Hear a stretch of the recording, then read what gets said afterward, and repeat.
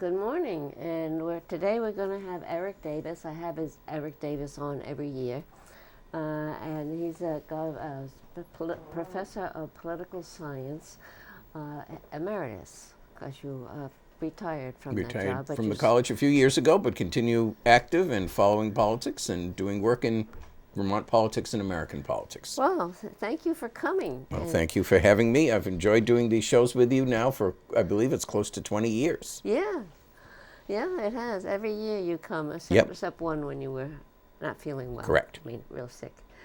So today we're going to talk about the governor and lieutenant governor. Correct. Okay. Well, we have Governor Shumlin having decided not to run for a fourth term. And that brings up two interesting historical trends in Vermont politics. The first is that since 1962, Vermonters have never defeated an incumbent governor who's been seeking re-election. Governors leave when they want to, and the trend in recent cycles has been that governors do somewhere between 3 and 5 terms, somewhere between 6 and 10 years, and then decide to step down. In some instances, it's to run for another office, like when Howard Dean ran for the Democratic presidential nomination. In some instances, it's when they retire from politics, as was the case with Jim Douglas 6 years ago. So Governor Shumlin decided that it would be 3 terms and out for him. He announced last year that he would not be a candidate for re-election. And that brings up the second trend. Again, in the same time period now, we're looking at a 50-year period. Whenever the governorship has come open, because the incumbent has not run for re-election, it switched parties.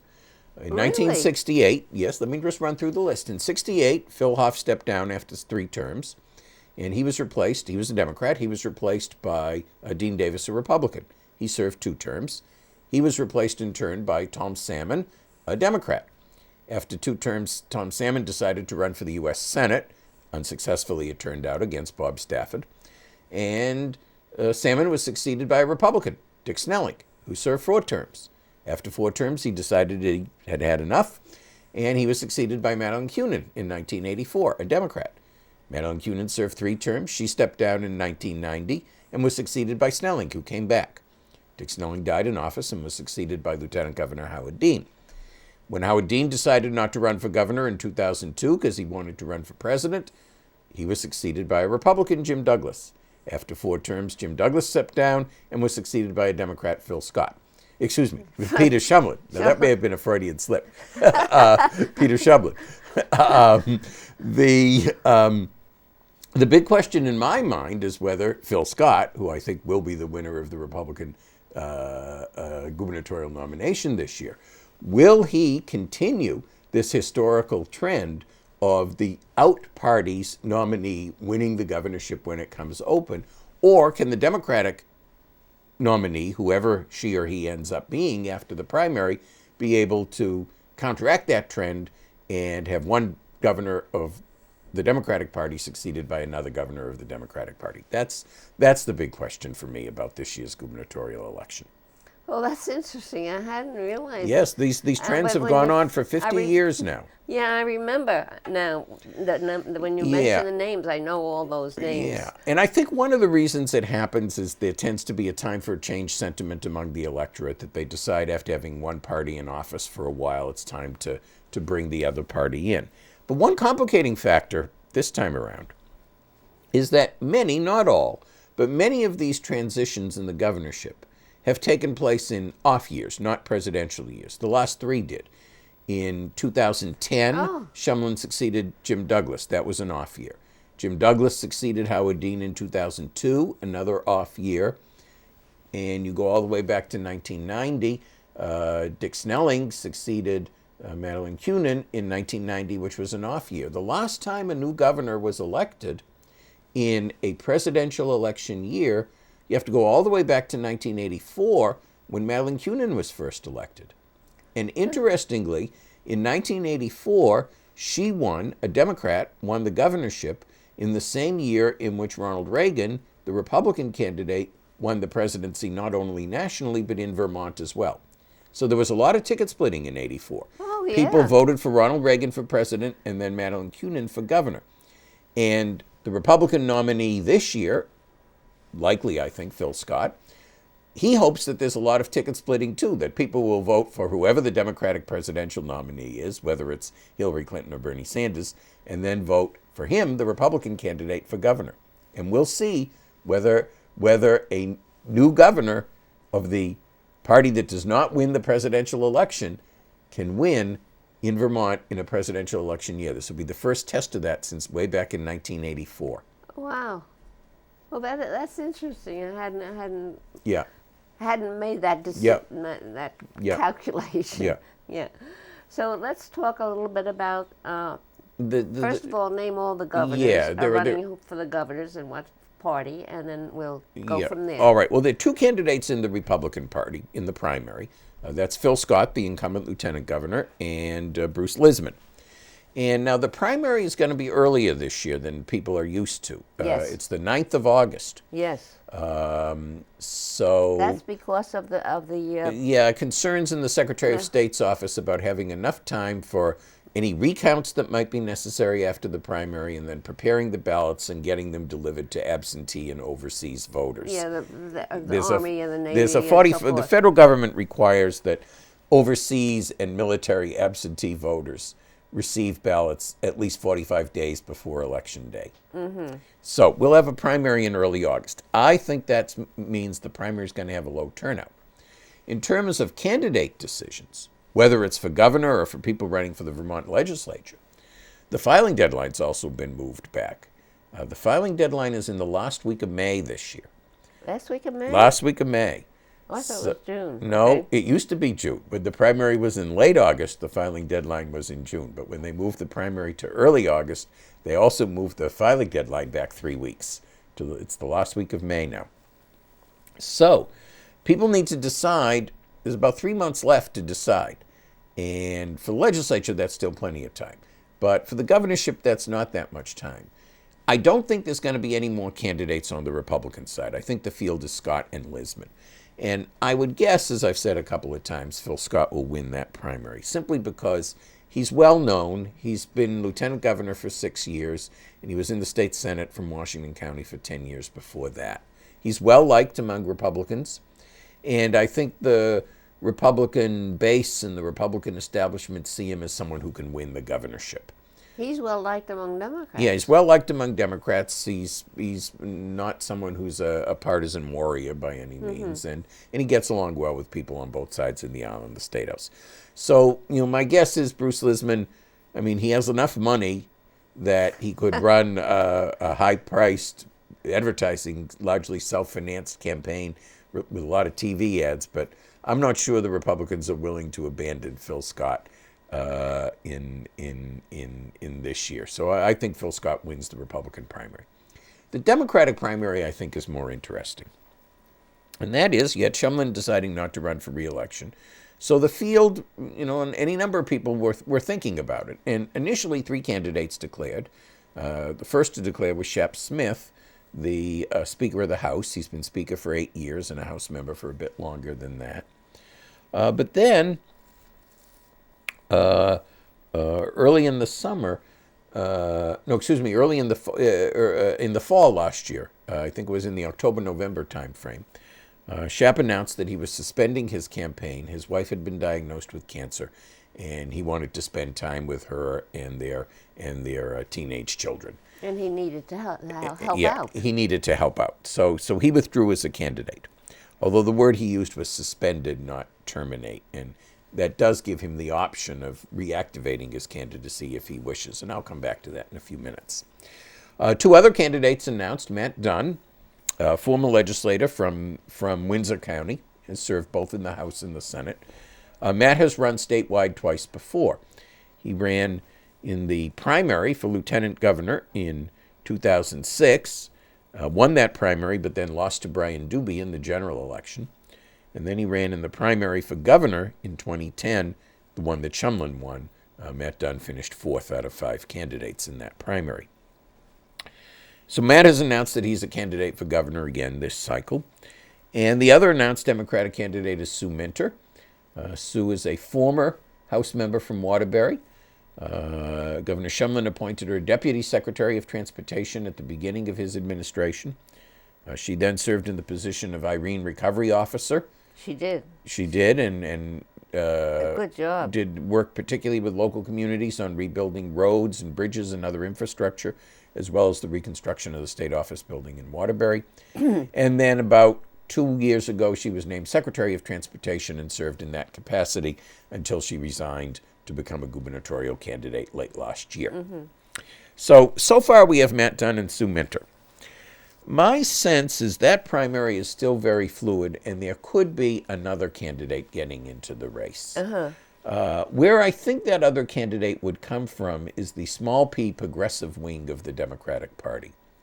Progressive Democrats, who are strong in some parts of the state, particularly Burlington and in Windham County, I think would like to see someone who advocates a more explicitly progressive platform, whether it's taking another look at single-payer health care, or a more redistributive tax system, or looking again at funding of social programs and how that fits in with the state budget. I think the more progressive Democrats would like, at least some of them, would like to see a more progressive voice. And there's two former legislators from Windham County, Peter Galbraith, a former senator, and John Moran, a former House member, who have both given speeches in the last month or so indicating that they're seriously thinking about running for governor. And my sense is, I'm not sure that that a small p progressive candidate like that could win the general election, but I think there's space in the Democratic primary that more progressive-minded voters are looking for somebody who might be more progressive than either Matt Dunn or Sue Minter. So I wouldn't be surprised if either Peter Galbraith or John Moran or someone else articulating progressive-type policies on taxation, health care, and social welfare programs were to enter the race along with Dunn and Minter. I'm not sure how that primary would turn out. Dunn has run before statewide, Minter has not. I'm not sure if either of them have especially high name recognition.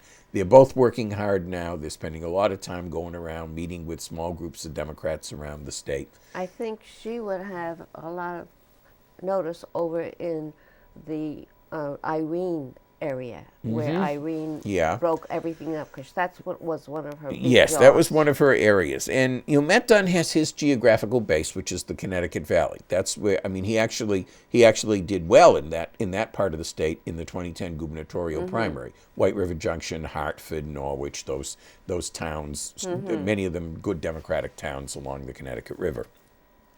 Neither of these candidates is from Chittenden County, and that's where most of the votes are cast in the Democratic gubernatorial primary. So both of them are going to be spending a lot of time in Chittenden County. The second largest number of voters in the Democratic gubernatorial primary are in Washington County. Now, Sue Minter is from Washington County, but sort of from the edge of the county, from Waterbury, not from Barry or Montpelier, which is the population centers in Washington County. So I think this Democratic race is very, very fluid. And the filing deadline, as I said before, is not until the end of May, and I wouldn't be surprised if some other candidates get in between now and then. Looking forward to the general election, I think Phil Scott is probably going to have the advantage of it's time for a change. The other thing that Phil Scott has going for him is the person whose name is not on the ballot, which is Peter Shumlin. Peter Shumlin is not very popular right now. He got only 48% of the vote in the last election, 2014, which he barely won over Scott Milne. Polls since then have shown that his approval rating is in around 40%, which is the lowest any governor has had at this stage of his or her career in a very long time. And even though Shumlin himself is not on the ballot, I think he's sort of like the albatross around the neck for a Democratic candidate this fall. And it's going to be hard for a Democratic candidate to convince voters that she or he is going to be really different from Shumlin and that the Democrats should be trusted with the governor's office one more time. Now, what will advantage the Democratic candidate for governor is it's a presidential year. And election turnout in Vermont tends to be higher in presidential election years, and the Democrats are generally the beneficiary of higher turnout in Vermont. But how high will the turnout be? To me, That depends a lot on A, who the presidential candidate is, and B, if it ends up being Hillary Clinton, how she treats Bernie Sanders at the convention and how enthusiastic Sanders is campaigning for her in the fall. Let me talk a little bit about both of those points. No, let's stay on the... No, this is related to the governor's race. It's related to the governor's race, Betty, because look at the last 3 presidential elections in Vermont. In 2008 and 12, Barack Obama got between 65 and 70% of the vote in Vermont. Vermont was one of his best states in the country. Only Hawaii and D.C. did better. John Kerry, 3 elections ago in 2004, he got 58%. And one of the reasons Obama got such a high percentage in Vermont is the turnout was really high. People were enthusiastic about Barack Obama. If Bernie Sanders is the Democratic nominee, people are going to be really enthusiastic about him. We'll have very high turnout, and it could be just enough to tip the Democratic gubernatorial nominee over the bar, enable her or him to win, basically on Bernie Sanders' coattails. If Hillary is the nominee, she's not going to, she'll win in Vermont, I have no doubt about that, but she doesn't have the enthusiastic support among Vermont voters that Bernie Sanders does. So turnout's going to be a bit lower. And it makes a huge difference for the Democratic gubernatorial candidate whether turnout is 70% or 62%. If you get turnout up around 70%, that might be enough to tip the scale toward the Democratic candidate for governor. If the turnout's closer to 60%, it helps Phil Scott. So that's why I wanted to make that point. Oh, well, I just assume that Phil Scott is better known than anybody. Phil Scott's better known, but the Democratic candidate will become better known over the course of the fall campaign. Yeah. And the outside groups are going to spend a lot of money on the Vermont gubernatorial race this year, the Republican Governors Association and the Democratic Governors Association. Yeah. So they're going to spend a lot of money. Yeah, I don't know how much money Matt Close to $1 million, it may be. Yeah, maybe. I don't know how much Matt Dunn and Sue Minter have. No, I mean, Dunn is a good fundraiser. He's raised a lot of money in his previous campaigns. You know, there was a filing deadline last year, and he raised over $100,000 a year and a half before the election. Yeah. A lot of it in large contributions, though. A lot of it was in, $500, $750, $1,000 contribution. And while it's nice to have that sort of money, you also want the $25, $50, and $100 contributions, because those are the enthusiastic supporters who will talk about you and talk about you with their friends and maybe host house party for you, and will also, if you come back in 2 or 3 months, will give you another $25, $50, or $100. So yeah, that's true. Well, let's get on to the Lieutenant Governor's race. Lieutenant Governor is an interesting campaign too, because with Phil Scott running for governor, you have an open office there. Now, many Vermonters don't realize that in many other states, the lieutenant governor is elected on a ticket with the governor. In that sort of a system, the lieutenant governor really is a member of the administration and can help the governor in the same way that the vice president of the U.S. is elected along with the president and is a member of the administration. I mean, Joe Biden obviously is an active member of President Obama's administration. That's not the case in Vermont, because the 2 offices, governor and lieutenant governor, are elected separately. Yes. The lieutenant governor physically has his or her office in the State House with the legislators, and the governor and the rest of the administration are in the Pavilion Building, a separate building. Although he has an office, a ceremonial office. The lieutenant governor in Vermont has 2 constitutional responsibilities. One is to be the presiding officer in the state senate, and the second is to become governor should anything happen to the governor, or if the governor leaves the state temporarily to serve as acting governor. But the last time we had a lieutenant governor succeed to the governorship was when Governor Snelling died in office in 1991, and Lieutenant Governor Dean became the governor. So did it happen much before that? No, the last time it happened before that, you had to go all the way back. There was in the late 1940s, Governor Gibson was named to the federal bench, was named to a federal judgeship by President Truman, and he was succeeded by the lieutenant governor.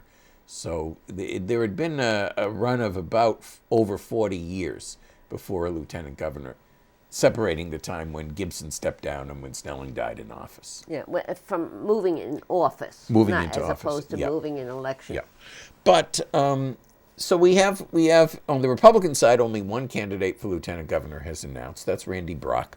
Randy is well known in political circles in Vermont. He served as state auditor. He served in the state senate. He ran unsuccessfully for governor against Peter Shumlin in 2012, and he appears will not have any opposition in the Republican primary. There are 3 Democratic candidates who've declared. One is Brandon Riker, who is a newcomer, a young man from Windham County, who is apparently running a primarily self-financed campaign. His family owns a financial services trading firm, and young Mr. Riker apparently has access to substantial family resources. But he's never run for office before. He's never held office before. He's never been involved in politics before. And Vermonters tend not to look too favorably on first-time candidates who rely on their own purse to publicize themselves. There are 2 other candidates, legislators from Chittenden County, in this primary. One is David Zuckerman, who is probably the better known of the 2. Dave Zuckerman is a member of the state senate now. He'd been a House member for a long time before that. He, I think, has a number of constituencies that he brings with him. And in a low turnout primary, constituencies like this can help. The first is the organic farming community all over the state. Mr. Zuckerman himself, Senator Zuckerman, runs an organic farm in Heinsberg, and used to have one in Burlington, has been involved in that line of business for quite some time. His second constituency, excuse me, his second constituency are capital P progressives who can vote in the Democratic primary. Dave Zuckerman has, the last several elections, been listed on the ballot as a fusion candidate. He's entered the Democratic primary and won the Democratic primary, and they got enough progressive votes in the progressive primary on write-ins to be listed simultaneously on the ballot as Democrat/progressive. So the capital P progressives will vote for Dave Zuckerman. And the third group he has, I think, third constituency I think he has in this campaign are the people who want to move promptly toward the legalization of marijuana. Senator Zuckerman is one of the principal sponsors of that legislation in the legislature. He's been in favor of it for several years. And I think he's going to use that issue as a way of getting attention to his campaign. But I don't know if he realizes how many people are against it. All the police. Yeah, the law enforcement either community. All or most of the medical profession. Yeah. I mean, I'm not sure whether, I mean, it looks like the Senate may pass a marijuana legalization bill, but I'm not sure once that bill gets to the House, it'll even make it to the floor. There's a lot of committees that need to consider it. The Judiciary Committee, the Health Committee. Government operations. Government operations. I think the tax committees need to consider it. At the Finance Committee, it went to put 21 pages in there. The Senate Finance Committee about tax. Over above the bill that came out of Judiciary, and I don't know what the appropriations is. And I'm sure when it gets to the House, there'll be hearings again, and there will be physicians who come and testify against it. There will be police officers who come and testify against it. I mean, I think the difficulty is in Vermont and many other states now is that states where legislation can be written through referendum are going to start legalizing marijuana. That's what's happened in the 4 states that permit it now: Colorado, Washington State, Alaska, and Oregon. It's all been approved by referendums there. And there's going to be a referendum, there will likely be, if the proponents can get enough signatures, there'll be a referendum in Massachusetts this fall in November, and one in California this fall. The deadlines in both of those states for turning in signatures are in June or July. Now, if California legalizes, well, that would make the whole West Coast legal: California, Oregon, Washington. If Massachusetts legalizes, that would be the first state in the East. And if Massachusetts legalizes, what are their rules going to be about out-of-state people being able to buy marijuana in Massachusetts and so forth. And I wonder whether if Massachusetts legalizes and Vermont hasn't by that point, the people who really in Vermont who really want to buy legal marijuana could just drive down to Massachusetts and get some. I mean, under those circumstances, Massachusetts gets the tax revenue. And anything under an ounce is legal in Vermont. Correct. So anything under an ounce is legal in Vermont. So, you go down and you buy a little in Massachusetts and come back. And I'm sure, they'll have to figure out the regulations and all that, but I'm sure there'll be shops in Western Massachusetts not very far from the Vermont border. I've been getting some from no marijuana people. Well, anyway, let's get on to the. Yeah, and then the one uncertainty, I think, in both the governor's and lieutenant governor's races, what does Shep Smith do? Oh, then we didn't discuss Keisha Ram. Oh, we didn't discuss Keisha Ram. Sorry, we should talk about Keisha Ram. Keisha Ram is a legislator from Burlington. She's in her 4th term. She's young, but she was elected to the legislature for the first time at a very early age. She grew up in California, went to school at UVM. And we talk a lot about young people leaving the state, but she's one of the few who did it the other way around. Came to Vermont, did too, actually. Came to Vermont to go to college and decided to stay. So she was elected to a constituency from Burlington a few years after she graduated from UVM, is now in her 4th term. Her day job, so to speak, until recently was she worked for Miro Weinberger, the Democratic mayor of Burlington, in a position in his administration. I think, for people who are looking for perhaps a little bit more conventional Democratic politician than Dave Zuckerman, she might appeal to them. She's the only woman in the race. To the extent that is a factor, that might appeal to. I think she's a good example of someone. There are a lot of people in Vermont politics who've run for something unsuccessfully, and they've come back after a defeat and managed to keep their political career alive. And Keisha Ram strikes me as the sort of person, even if she doesn't win the Democratic primary, as I said, Zuckerman may be better known. Even if Keisha Ram doesn't win the Democratic primary for lieutenant governor, I think there's definitely a place for her in the politics of the state heading forward, and we'll see her someplace else if she's not the Democratic nominee for lieutenant governor this year. And then there's the wild card of Shep Smith. In late February, Shep indicated to a number of journalists that he's beginning to think again. His wife's treatment is progressing well, apparently.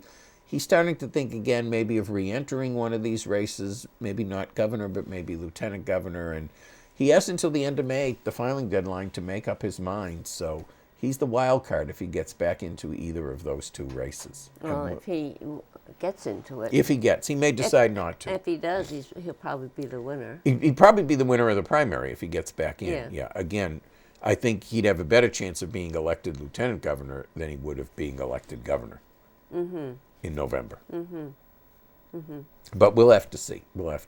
Yeah. The other thing is, again, I think he's well enough known that if he sits out this cycle, he's still okay, and he could come back and run for some other office in 2 years or 4 years. Either, if a Republican's elected governor this year, he could think about running again for governor 2 or 4 years from now. So we've gone over all. Yeah, and if we have 1 minute left, there's likely to be one other new officer elected this year, and that's T.J. Donovan will quite likely be elected as Attorney General to succeed Bill Sorrell, who's also stepping down.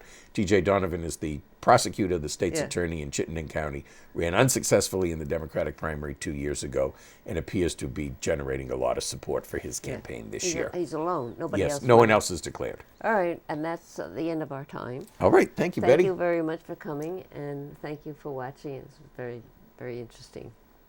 Bye-bye.